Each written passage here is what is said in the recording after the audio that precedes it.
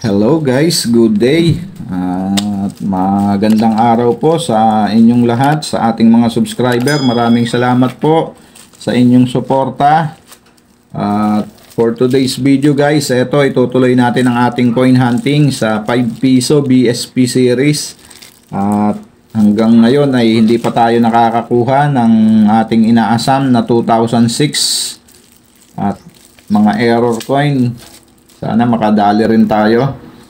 Bago po tayo magsimula, maraming salamat sa inyong lahat guys, sa mga bago at sa mga nadadagdag pa sa ating subscriber. Kung bago ka pa lang po at hindi ka pa po nakasubscribe, pasuyo na po ng subscribe button at paki-like and share po nung ating video at yung bell button po. Huwag niyo pong kakalimutan para po updated po kayo sa ating coin hunting series. At eto nga po, paunti na ng paunti yung ating barya. At umpisahan na natin dito ulit. Bokeh tayo.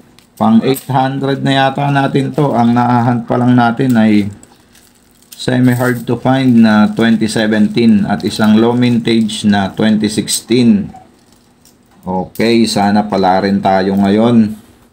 Wish ko lang, sana makadali na tayo ng ating hinahanap-hanap. Okay, first coin natin guys sa ating first batch 2015. So, common. Next coin 2014, common. At marami ring salamat sa ating mga nakukuhang suporta sa ating mga kapwa coin hunter. At sa mga coin vlogger po, maraming salamat din po sa inyo. At maging sa ating mga coin collector na mga idol, maraming salamat po sa inyong lahat. Sa patuloy ng pagsuporta rin po sa aking channel. Okay, proceed na po tayo dito. Next coin natin, 2002. Next coin, another, hindi pala, 2004. Okay, next coin, 2015. Come on! Nakawit na ako guys. Next coin, 2015. So, common lang din. Next coin, 1998. So, hindi pa pinalad. Sana yung may mint mark na. So, common kasi to guys. Walang mint mark. Magandang mahunt natin na 1998. Yung may mint mark. Okay. Proceed na tayo. 1997. Common. No mint mark. Next coin. Year 2012. Common. Next coin. 2001. Common lang din. Next coin 2013, common. Next coin 2014, common. Next coin 2001, common. Next coin 2010. At ito yung in-update natin dun sa huling video natin. Pang ating last coin guys sa ating first batch 2005. So common at wala tayong nakuha sa ating first batch. So dito tayo sa second batch. Sana pala rin tayo dito. Next first coin natin 2003, common. Next coin 2013. 2013 ba? 1513. Common. Next coin year 2012. Medyo maganda yung kondisyon nito. May luster pa kahit papaano. Pero common lang din yan guys. Kaya hayaan na natin yan. Medyo madami na rin ako nun. Pero magaganda ang condition. AU condition. At yung iba uncirculated. Okay. Proceed na tayo. 2005. common.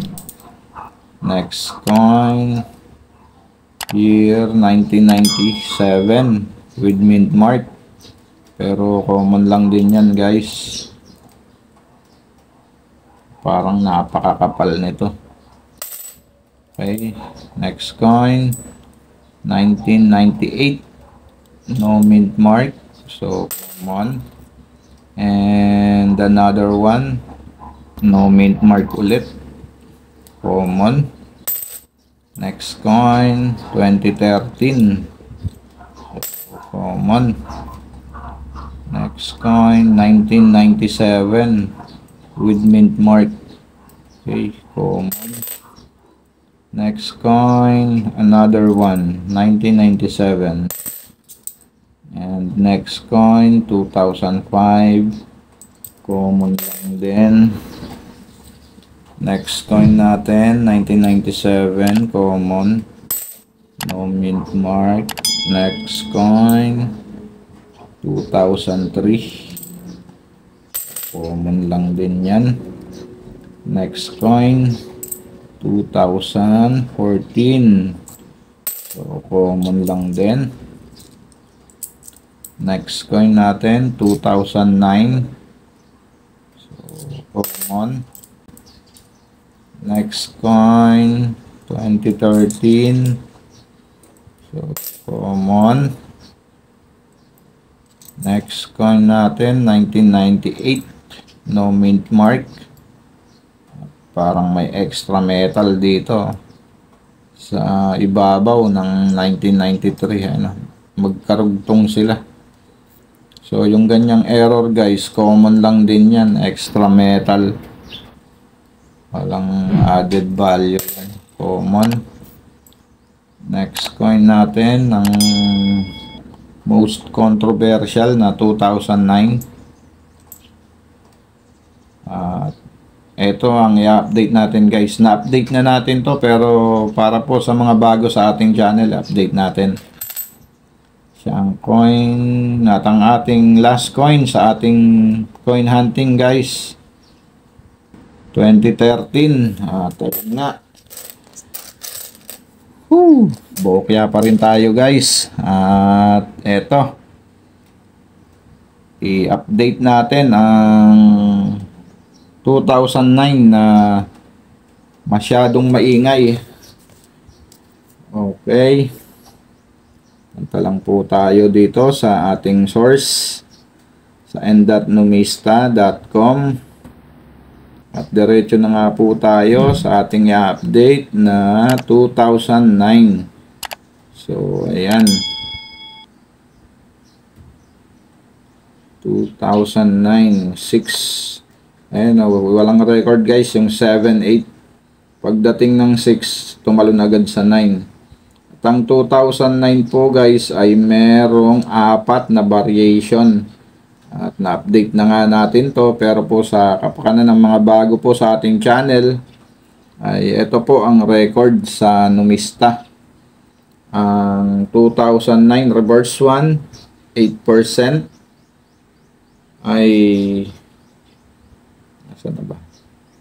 Yan, 8% po ang kanyang price appraisal sa fine condition, 4 pesos 80 centavos. Sa very fine condition, 22. Sa extra fine ay 30 pesos. At sumunod po ang reverse 2 na may record na 3%. Sa very good condition, 10 pesos. Sa fine condition, 12 pesos. At sa very fine ay 13 pesos. At ang next ay reverse 3 na hard to find ay 0.7%. So, eto sigurado medyo may presyo to kung ma-update. 0.7% lang. So, mahirap hanapin yan guys. At ang etong hawak natin ay reverse 2.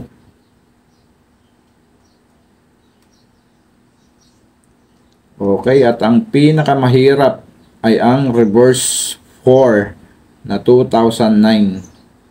So, ayan po, 0.6%. Kaya po talaga namang napakaingay nitong 2009 na to, na madalas ay pinag-uusapan ang year 2009. So, okay, yun lamang guys, at maraming salamat po muli sa inyong lahat sa pagsama sa ating coin hunting. At mag-ingat po tayong palagi, and God bless.